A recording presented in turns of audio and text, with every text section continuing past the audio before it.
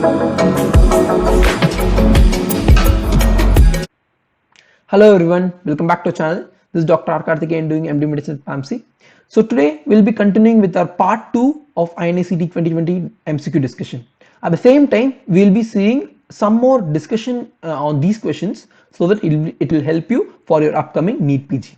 Yeah, let's carry on.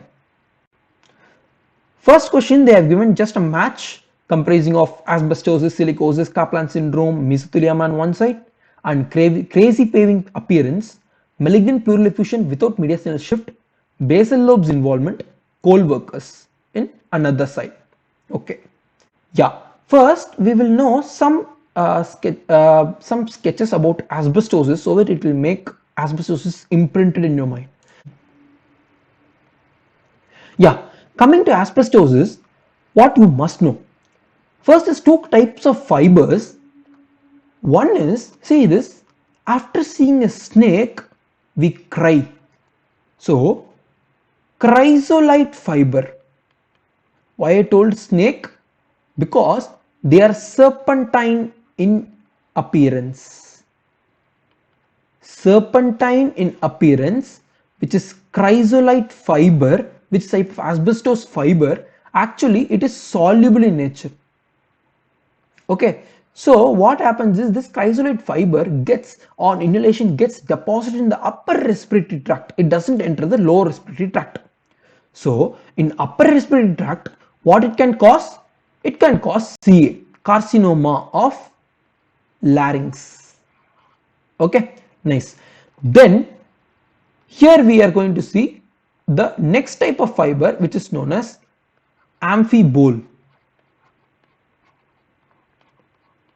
Amphibole, why am I on a rocket here?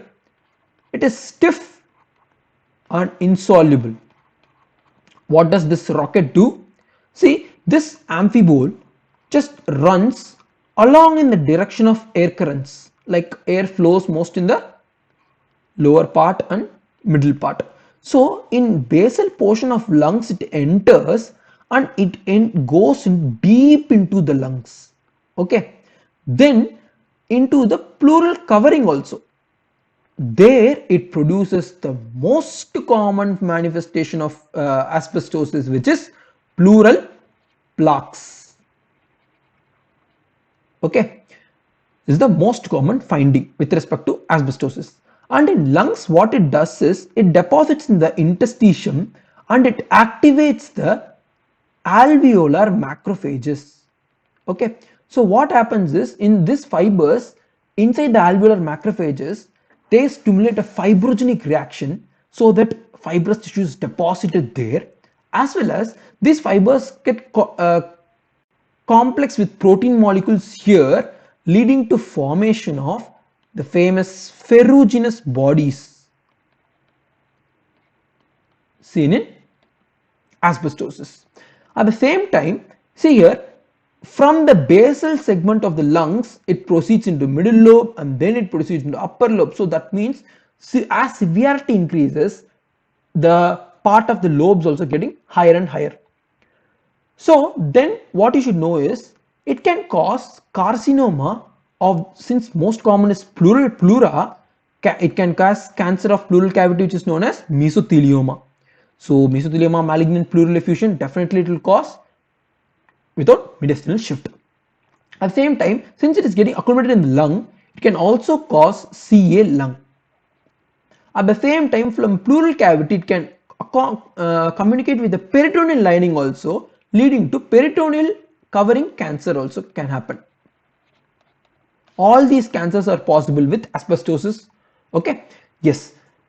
So we have seen the location prediction of lobe for asbestosis. Yeah. Next, what does crazy paving means? Crazy paving on HRCT they have given. Actually, it's a non-specific finding, but still we will try understanding what's there. See, actually crazy pavement means like this. So tiles will be arranged irregularly and in between some dividing lines will be running. So actually what happens here is alveoli will be here. Okay, alveoli will be involved in the disease pathology, as well as septum will undergo thickening, leading to production of crazy pavement pattern. So why to mug up all the causes? We know the origin. So what can cause? See, any pathology affecting the alveoli. Like alveoli is filled with water in cases of, yeah, pulmonary edema as well as in ARDS. And one term called acute interstitial pneumonia is given for an ILD, which is ARDS of unknown etiology, that is acute interstitial pneumonia. All these contain water in the alveoli. So water in the alveoli, yes, okay. Pus in alveoli, any fluid, na pus. So pus corresponds to pneumonia, any pneumonia, bacterial pneumonias, mostly bacterial pneumonias, which forms pus.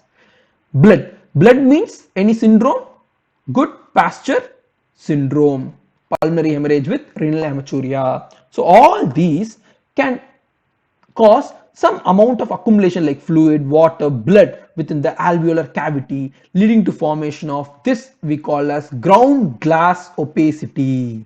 Okay, pura alveoli is filled with some fluid, it's ground glassing.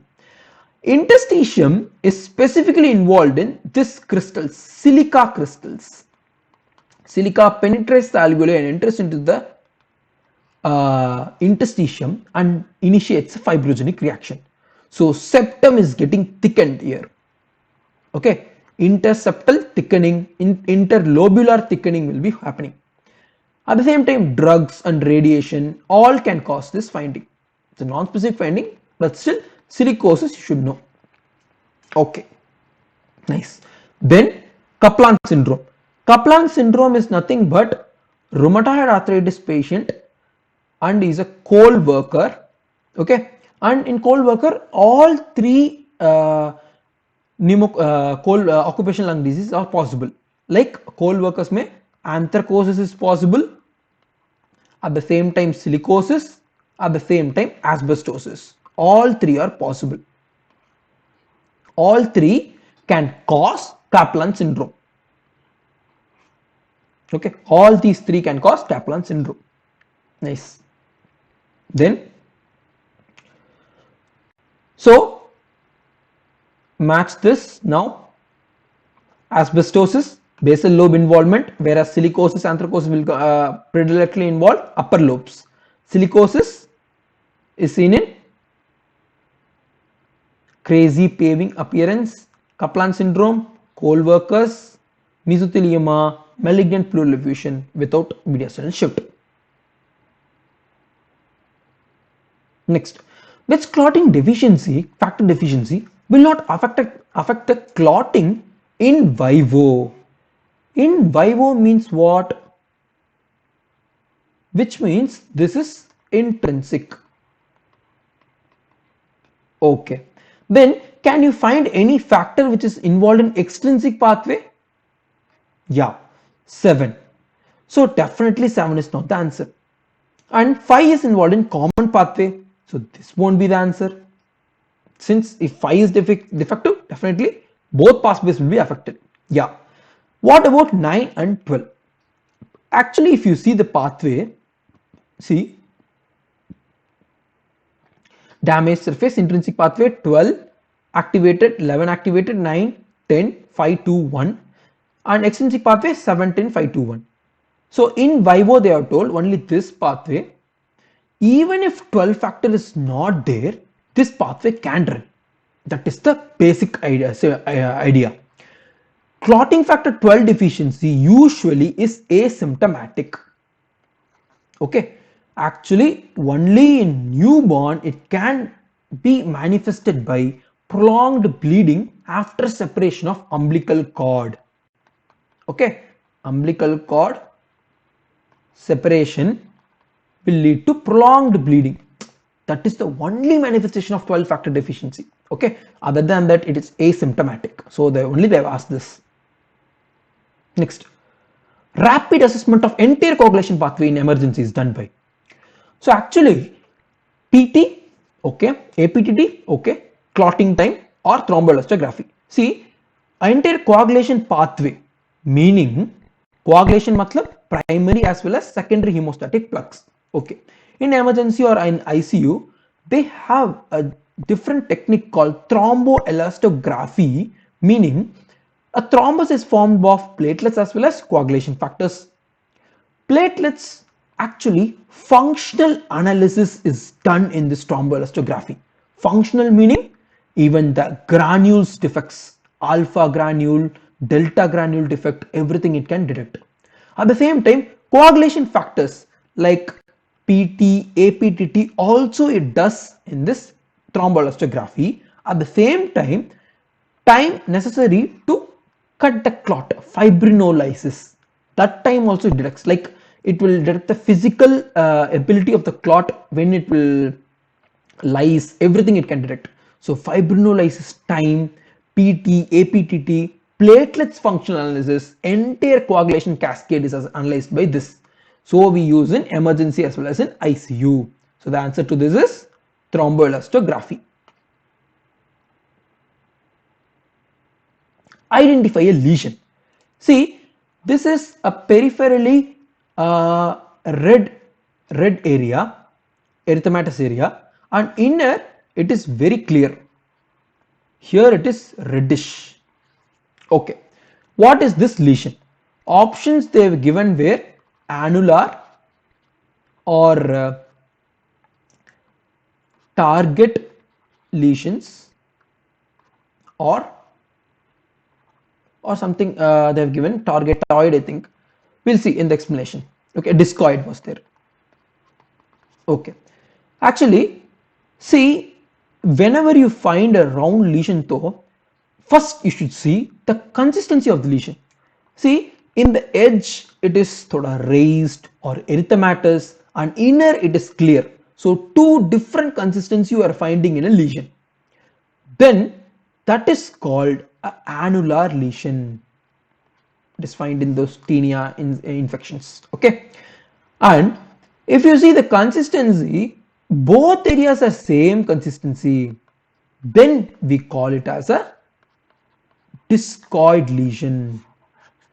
Okay, then what is target? Target lesion meaning? Target meaning 3 layers are there.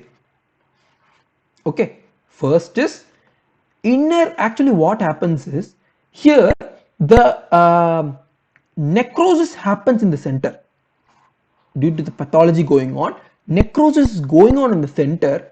If necrosis is going on, accompanying inflammation will be there, like edema as well as erythema. So these are the 3 layers. One is necrotic area accompanied by edematous area accompanied by erythematous area. So if you see, red will be in the outer side, inner it will be clear, then again this necrosed part will be in the inner side. This is a target lesion. Okay, this is called as erythema multiforme. Okay, and what is the meaning of targetoid lesion? See, this is targetoid, looking similar to a target. This is the necrotic region is there and erythematous lesion is there, but edema region is not there. So this is known as targetoid lesion. Okay, so this you can find in those Steven-Johnson syndromes. Okay, see this. What is this lesion? See, outer is some consistency, inner also same consistency. This we call it as discoid lesion, seen in discoid lupus erythematosus. Okay, next, see here a central portion of necrosis. See the edematous part here surrounded by erythema. So 1, 2, 3 layers. This is target. See here, central portion of necrosis followed by erythema. This is targetoid. Okay, yes, this is basic with respect to dermatology. Nice. Next question, what will be most likely associated condition with increased TSH and low T4 level? Yeah, so since T3 T4 is reduced, how we should approach this condition? See, T3 T4 is reduced, which means hypothyroidism. Okay, then you should see for TSH. If TSH is reduced, then that means the negative feedback is not happening properly.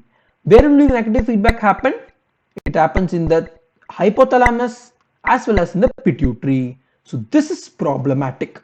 So then you should differentiate whether it's hypothalamic or pituitary. So we should go for TRH, thyrotropin releasing hormone.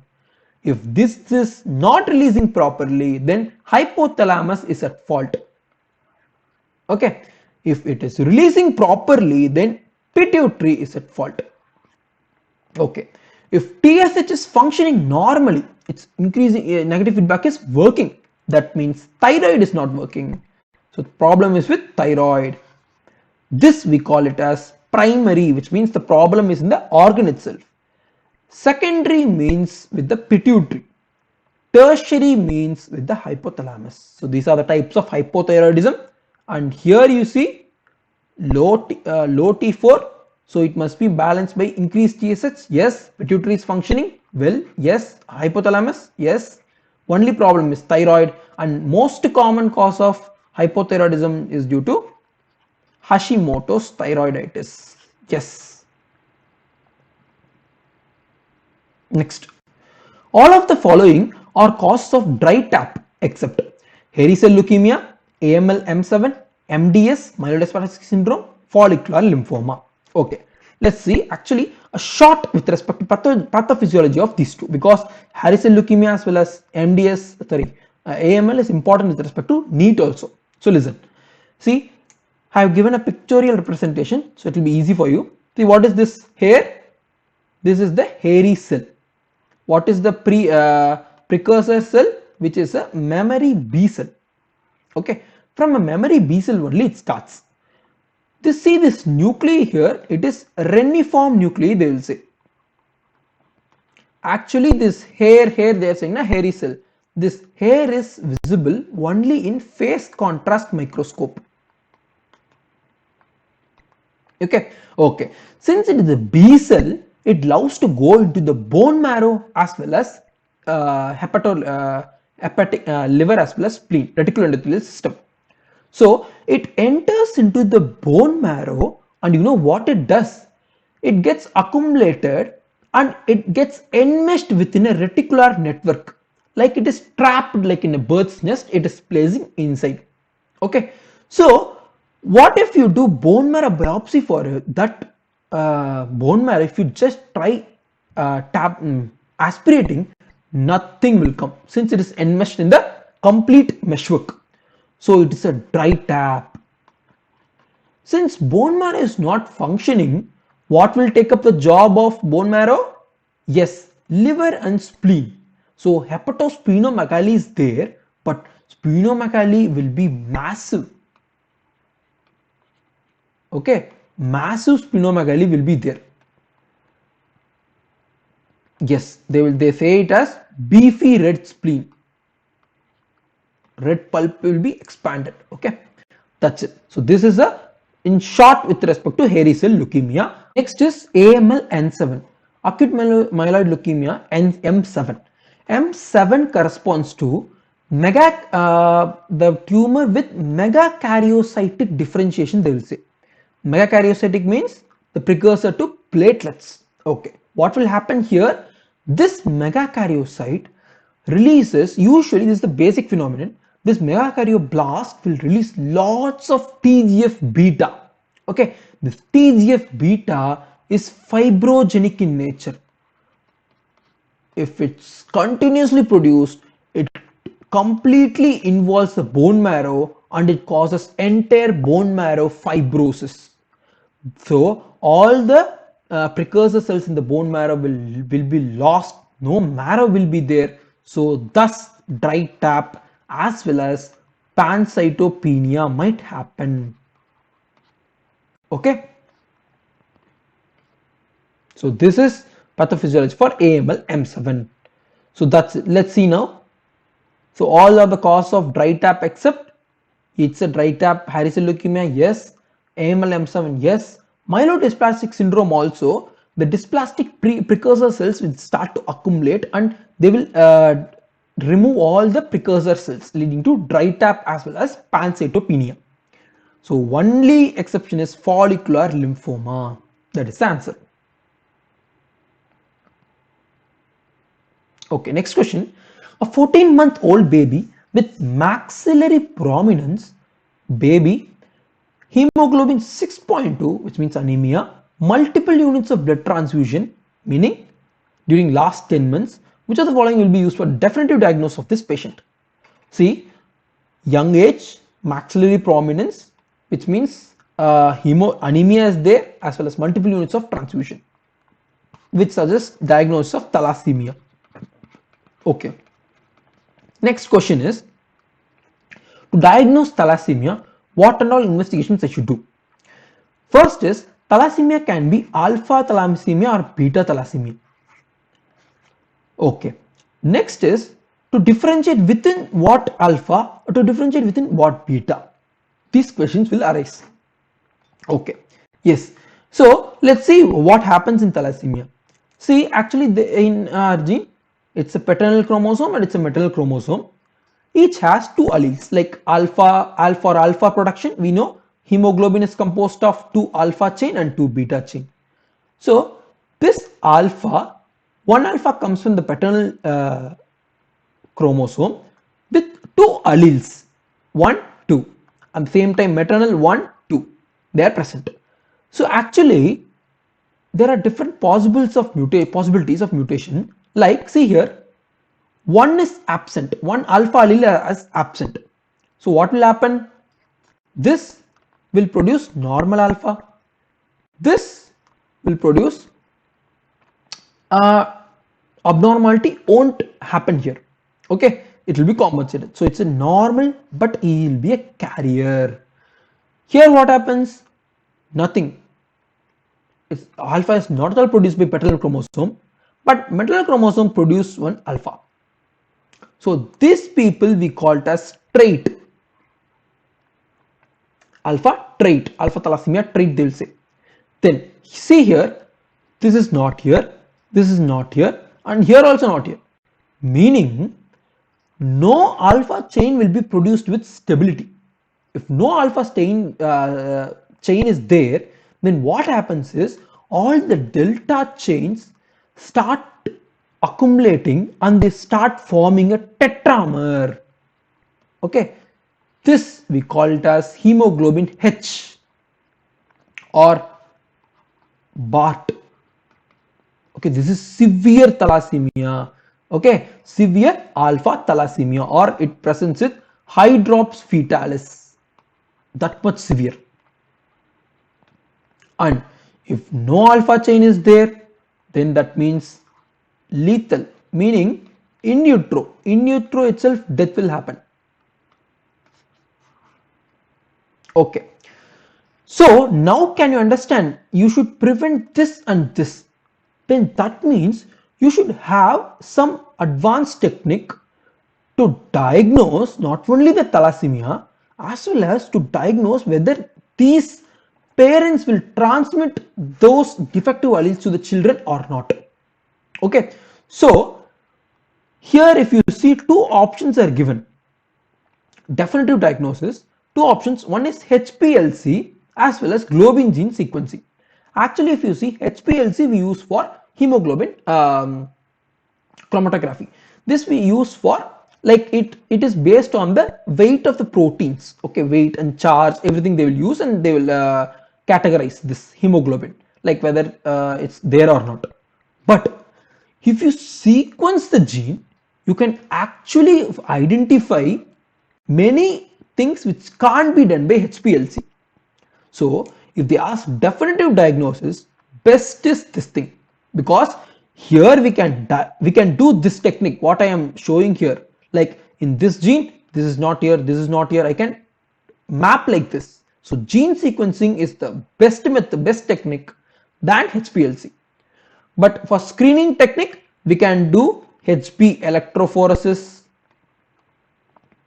and this liquid chromatography is all we can use. But definitive technique is globin gene sequencing.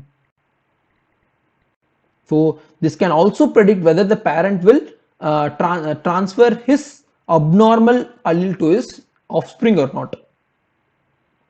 Okay, this is for beta. Same thing. Same thing for beta. See here we saw only deletion mutations were there with respect to alpha. But in beta, there will be, see, deletion might be there. At the same time, most common will be splicing mutations. Okay, leading to production of, see, this abnormal betas like that. Okay, splicing mutations more common. There are deletion mutations most common. Okay. So here, which of the following is correct regarding Peutz-Jeghers syndrome? This syndrome, actually it's important with respect to NEET also. You can't remember everything in the syndrome with a simple mnemonic. Okay, see here, Peutz-Jeghers. We can just remember him, Peutz-Jeghers, as stalker. He's a paka stalker. You know why? See, STK. And if you count this number of letters here, it will count to 11. So STK11 gene mutation is going on. Okay, so I have found out the gene STK11 with a stalker mnemonic. What does a stalker do? See, this is a normal GAT mucosa. This is the mucosal layer. This is the submucosa, muscularis mucosa. Everything is there properly arranged. But what will a stalker do? He won't sit in a particular place. He will roam here and there. See here, he starts to roam here and there within the normal architecture. So what has he done? Jumbling of tissues, which means hamartoma. It is hamartomatous polyps will be there with respect to Peutz-Jeghers. A stalker is moving here and there and producing hamartomatous polyps. See, it's jumbled. Mucosa is there, muscularis mucosa is penetrated inside. Okay, this we call it as a arborizing layer of muscle tissue. They will say smooth muscle bundles. Okay, next, what does a stalker try to do? He tries to dominate people, like the inheritance is autosomal dominant, and he tries to kiss forcefully. So there will be hyperpigmentation on skin, sorry, on lips. And sex, this you can have for two things. One is he should have developed sex cord tumors, and there is germline mutation within him to stalk. Okay, so you can remember like this, germline mutation. So only even if one hit occurs, he will manifest the disease. So we told him as a stalker, Peutz-Jeghers, STK11. Then normal architecture of GA mucosa is jumbled, architecturally jumbled tissue, which is hamartomatous polyps, and arborizing bundles of smooth muscle cells stalks here and there. Then dominates, autosomal dominant, kisses, hyperpigmentation on lips, sex for sex cord tumors as well as germline mutations. So that's it. See here, arborizing muscle, yes. Loss of heterozygoticity, yes. Then multiple GA polyps, yes. Then autosomal dominant, no, it is autosomal dominant. Congenital hypertrophy of retinal pigment epithelium, no, it is actually seen in Gardner's syndrome. Okay, yes. Next, identify the cells of this peripheral smear. So they have given WBC cells. They are asking us to identify. See these cells. Multiple nucleus are present. Polymorphonuclear neutrophils. Okay, this is neutrophils. Okay. Next, see here. This is a band-shaped nucleus corresponding to basophil. Then see this. This is a kidney-shaped nucleus corresponding to monocyte macrophage system. Then Where can I find the eosinophil? Yes, see here. Two bilobed nucleus connected by a ridge. This is eosinophil. And central, this is a lymphocyte. Okay, that's it. So we saw polymorph. This is neutrophil, this is eosinophil, and this is B for band basophil. Okay, this is for monocyte and this is for lymphocyte. Okay, next question.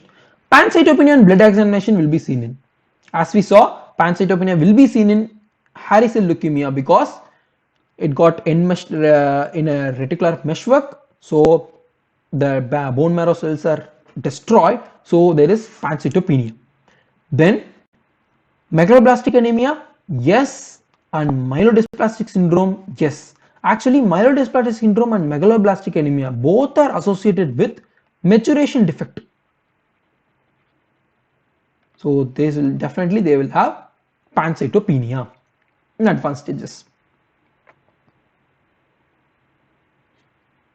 Next, a patient presented with meningitis, fever for 4 days duration, and erythematous rashes on his chest. No history of travel, no history of tick bite. CSF findings: increased proteins, normal glucose, RBCs, lymphocytosis is there, most likely organism. Okay, so they have given a picture of meningitis patient with a rash.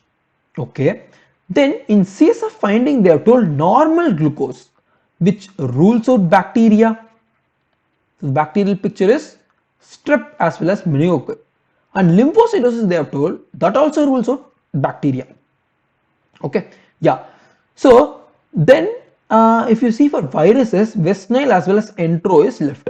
Okay, erythematous rash is there. This is more common with respect to enterovirus. The answer is enterovirus. Okay, so see here, we can remember actually enterovirus, erythematous rash is the clue here. Bacteria, virus causing erythematous rash. Bacteria, most common bacteria is one bacteria which causes strawberry tongue, yeah, scarlet fever, nothing but Streptococcus pyogenes, as well as next Staphylococcus aureus and Strep viridans. All these can cause erythematous rash.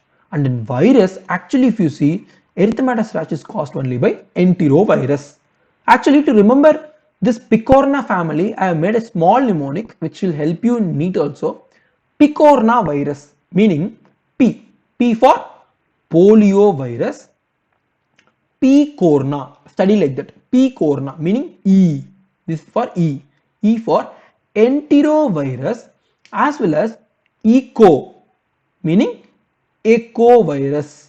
Next, C for O for Coxsackie virus, R for rabies, bullet shaped virus, okay, rabies virus, and A for hepatitis A virus. Actually, this hepatitis A, B, C will confuse under which family they come. If you study with this mnemonic, it's very easy. Okay, P for polio, E for entero, eco for echo, co for Coxsackie, R for rabies, A for hepatitis A. Okay. Next they have told to match Balamuthiya mandrillaris, Balantidium coli, Trichomonas vaginalis, Toxoplasma gondii, Flagella, cilia, pseudopod, actin, organ of locomotion. This is actually a tricky question, but still, if you know some tricks of how to remember these things, it's very easy. First is, actually if you see, the three free living amoeba in protozoa, free living amoeba is three things are there. One is acanth amoeba, Balamuthiya mandrillaris, and Naegleria fowleri. Okay, it is called amoeba. We have learnt in our childhood classes like amoeba will move by locomotion by pseudopods. Okay, so if you know that, you can apply here. Pseudopods are seen in Balamuthiya mandrillaris, acanth amoeba. Okay, only foul thing here is this Nagliaria fowleri. It nags, meaning it is the only flagellated organism among amoeba. Nagliaria fowleri. Pseudopods, okay. Acanthamoeba and Balanthea multiflorens both causes a feature called granulomas and inflammation of the brain. Granulomatous amoebic encephalitis. Actually, it affects the non-functioning areas of the brain it will affect, so there will be no symptoms unless it is large enough to cause midline shift. Till that time there will be no symptoms. What are the infective forms? Cyst as well as trophozoite. All are infective with respect to these two, AB. And acanthamoeba extra point is in contact lens wearers this infection is seen. Acanthamoebic keratitis. Okay, keratitis. This is in short with respect to this free living amoeba. And Nagliaria fowleri will penetrate through this olfactory nerves. It enters into the cribriform plate and it causes fatal meningoencephalitis. Okay, fatalitis. Yes. So with just amoeba I have told pseudopods. Next, Balantidium coli. So actually it's you can remember with a short mnemonic like Balla. Most of them would have seen this film, famous film called Bahubali. Okay, Bahubali mein the enemy's name will be Balla. So what he does, see, actually he is after seeing him what you will think like he is the largest one. So this Balantidium coli is the largest protozoa as well as the host for this Balantidium is nothing but pigs. Okay, you can remember him as a pig. And motility, how will be the motility? See, you would have seen him using this thing and he will be revolving here and there. Okay, so you can remember like rapidly revolving motility. And he used to block this bull na. See this, you can remember this for the hair of the bull for cilia. Okay, ciliated, rapid revolving motility, then is the largest protozoa and host will be pigs. Okay. Next, this is, we know this as Trichomonas vaginalis. Actually, this has some 4 flagellas in its tip. Okay, 4 flagellas. It revolves by what is the screw? Corkscrew motility they will say. Okay, so now you can match this. Balamuthia mandillaris, it's an amoeba, so pseudopod. Balantidium coli, Balla, he blocks a bull which has some lots of cilia. Trichomonas vaginalis has 4 flagella on its tip, and Toxoplasma gondii moves with actin. Nice. Then next question, which virus has the maximum mortality after clinical manifestations? So see, Nipah, Ebola, rabies as well as influenza.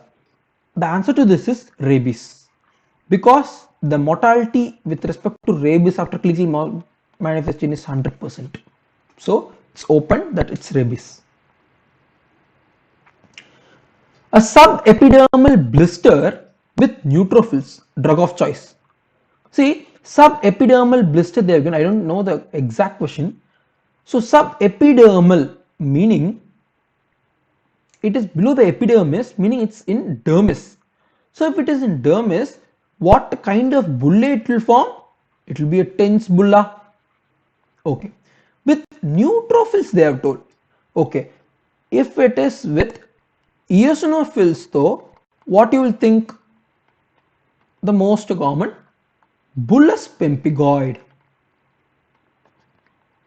Bullous pemphigoid or pemphigoid gestationalis. Here what happens is just autoimmune will be going on, so it will be producing lots of inflammation, chemotactic factors for eosinophils will be dominating here, and so we will be treating with steroids. Okay, if here what happens is, in this disease inflammation will be going on, T cells will be activated, and T cells will in turn produce cytokines and will produce lots of neutrophils at the site of entry. So actually at this tip, many neutrophils accumulate. This we call it as dermatitis herpetiformis, which is seen in celiac disease also. So treatment is dapsone. Due to its anti-inflammatory activity, we use dapsone. So subepidermal blister or tense blister they are given. Answer is dapsone. Next, painful ulcers over the genitals. Okay, actually I don't know the exact options, but I will tell you how to approach this question. Ulcer or glans penis. Okay, so this is there, and if it is associated with pain or not. If it is associated with pain, then go for either herpes or pain. So he cries. It is Haemophilus do cry. Since it is cry, it is chancroid. Remember like this: chancroid, Haemophilus ducrei, which is painful lesions over the glans penis as well as multiple in nature. Okay, painful, they will call it as soft chancre. Okay, and school of fish appearance with respect to microscopy is crying there. Treatment of choice is nothing but cephalosporins, since it is a Haemophilus bacteria. Or if it is vesicles filled here and vesicles has ruptured and formed an ulcer there, then it is herpes. Here we will go for acyclovir. Okay, painful ulcers over the glans penis. Okay. Yes, chancroid, herpes. Here the chancre will be avascular as well as painless. At the same time, leishmaniasis donnellmanni also, it will produce a granulomatous lesion over the granulomatous ulcer over the glans penis, but it won't be painful. True about chancroid. Now only we saw chancroid, school of fish, yes. Painful ulcer, yes. Cry, do cry. Groove sign, no. Caused by Haemophilus ducrei. Okay. Groove sign is seen by lymphogranulomatosis venereum, which is caused by chlamydia.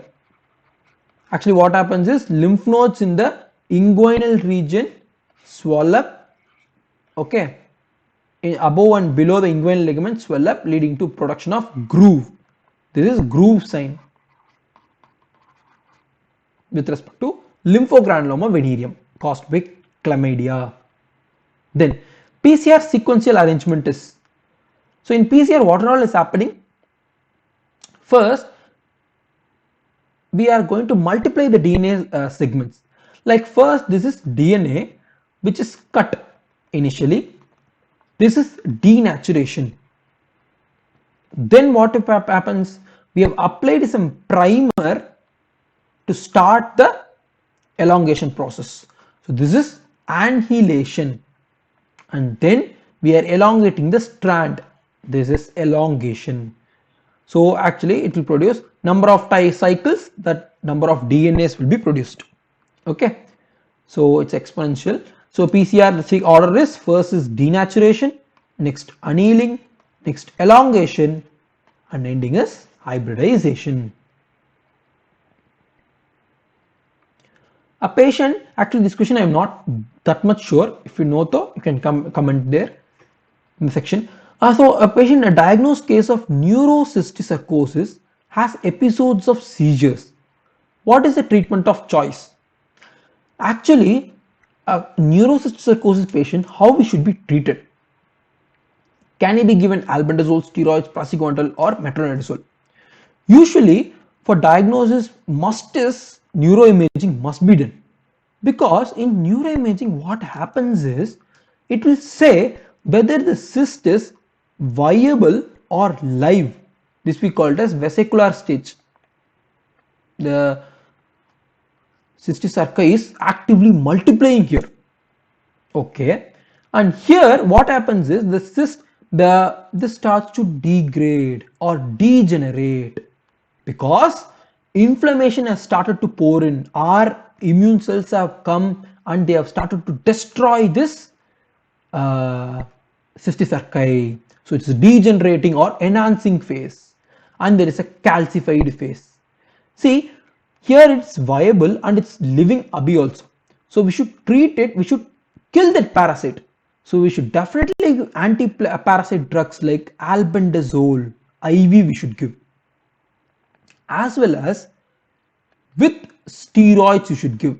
Yes, because steroids will prevent the inflammatory reaction which will happen due to killing of these cysticerci. Okay, so steroids must be given. Albendazole with steroids you should give.